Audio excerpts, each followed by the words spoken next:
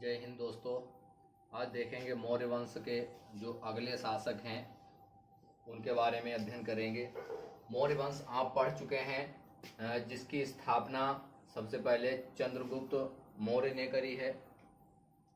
स्थापना करी है, स्थापना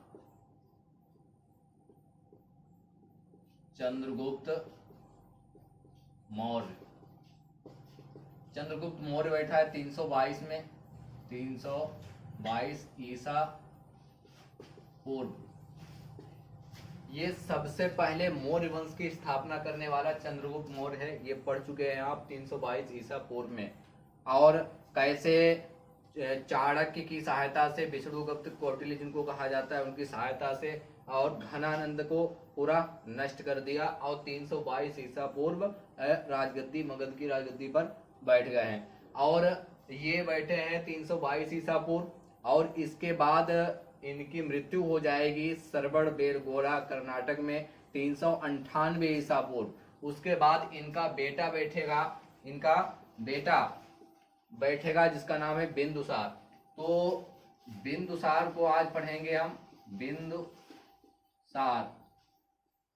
बिंदुसार ये बेटा है इनका चंद्रगुप्त मौर्य का, जिसका नाम है बिंदुसार।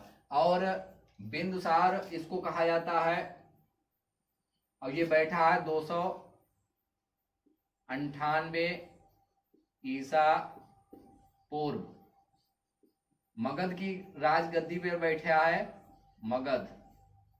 मगध बिहार में है, वहां पर ये बैठेगा 298 ईसा पूर्व। क्योंकि श्रवण बेलगोला में इनकी मृत्यु हो जाती है चंद्रगुप्त मौर्य की उपवास के दौरान। तब उसके बाद इनका बेटा बैठेगा बिंदुसार। इसको कहा जाता है, विष्णु पुराण में इसको कहा गया है विष्णु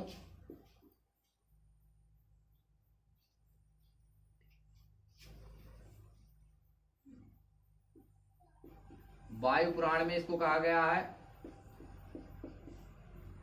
भद्रसार या बारिसार वायु पुराण में इसको कहा गया है भद्रसार या बारिसार। लेकिन जैन ग्रंथों में इसको कहा गया है, जैन ग्रंथों में इसको कहा गया है सिंहसेन कहा गया है। और जैन ग्रंथों के हिसाब से इसको सिंहसेन कहा गया है, लेकिन इसको अमित्र घात भी कहा जाता है। इसको कहा जाता है अमित्र घात के नाम से जाना जाता है, जिसका माने होते हैं शत्रु विनाशक, जिसका मतलब है शत्रु विनाशक।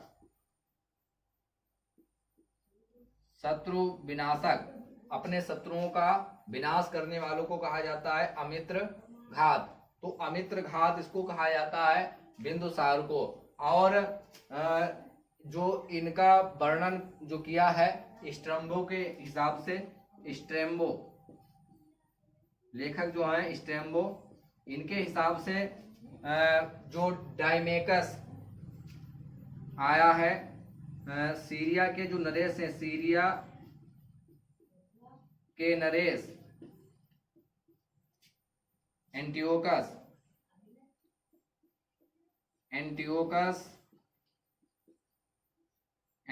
ने भेजा है।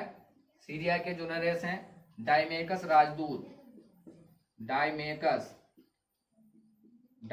राजदूत भेजा है, इनके दरबार में, बिंदुसार के दरबार में डायमेकस राजदूत भेजा है। और इसी को जो मेगस्थनीज है, जिसने इंडिका लिखी है, मेगस्थनीज का ये उत्तराधिकारी माना जाता है इसको, डायमेकस को। तो ये आपको ध्यान रखना है। और अगर बात करें तो सीरिया के नरेश से ही इन्होंने, जो बिंदुसार हैं, प्रार्थना की थी एक जो है दार्शनिक भेजने की, और सूखे अंजीर भेजने की, और मदिरा, दारू, ताकि खूब दारू पिए और मगन में रहें। तो ये इन्हें प्रार्थना करी थी बिंदुसार ने। बिंदुसार ने प्रार्थना करी। किससे करी है? वो करी है एंटियोकस फर्स्ट से।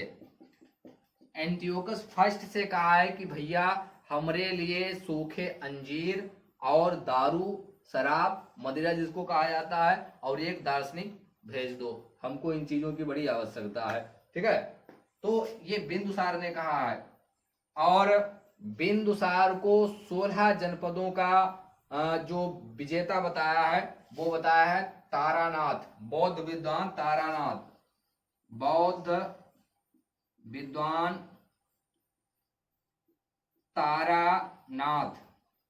तारानाथ ने बताया है 16 जनपदों का विजेता, 16 जनपदों का विजेता बताया है बिंदुसार को। किसने बताया है?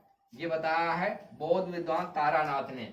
और ये आजीवक संप्रदाय का अनुयायी था, ये अनुयायी था आजीवक संप्रदाय का, आजीवक संप्रदाय का अनुयायी था, ये मानने वाला था आजीवक संप्रदाय को। लेकिन इनके जो पिता थे चंद्रगुप्त मौर्य, ये भद्रबाहु ने इनको शिक्षा दी थी, जैन धर्म की दीक्षा दी थी। ठीक है, ये आजीवक संप्रदाय के थे। और इनके बेटे जो है अशोक हैं, अशोक महान भी कहा जाता है, और जिसने बौद्ध धर्म स्वीकार कर लिया बाद में उपगुप्त के द्वारा। जब कलिंग का युद्ध हुआ 261 ईसा पूर्व, तो उसके बाद वो भयभीत हो गया, डर गया, उसके बाद उसने बौद्ध धर्म स्वीकार कर लिया। ठीक है, उसका ज्यादा वर्णन है, इनका कम वर्णन मिलता है जो बिंदुसार हैं, और इनको अमित्र घात के नाम से जाना जाता है। तो ये इनका इतिहास है, जिनको वायु पुराण में भद्रसार कहा गया है और जैन ग्रंथों में सिंहसेन कहा गया है। अमित्र घात उसको कहा जाता है जो शत्रु विनाशक हो, शत्रुओं का विनाश कर दे, उसको अमित्र घात कहा जाता है। और इसके 2 विद्रोहों का वर्णन मिलता है बिंदुसार के शासन में, बिंदुसार के शासन में 2 विद्रोह का वर्णन मिलता है, जो तक्षशिला सिंधु और झेलम नदी के किनारे, सिंधु और झेलम, सिंधु व झेलम नदी के किनारे, ये 2 विद्रोहों का वर्णन किया गया है। पहले इन्होंने भेजा है सुसीम को विद्रोह को दबाने के लिए। उसके बाद भेजा है बिंदुसार ने अशोक को, जिसको अशोक महान भी कहा जाता है, अशोक वर्धन भी कहा जाता है। उसके बाद में भेजा है अशोक को, यही उसके बाद ये शासक बनेगा जो 269 ईसा पूर्व में बैठेगा। ये 298 ईसा पूर्व बैठ रहे हैं मगध की राजगद्दी पर, और अशोक आएगा 269 ईसा पूर्व राजगद्दी पर बैठेगा इनके बाद।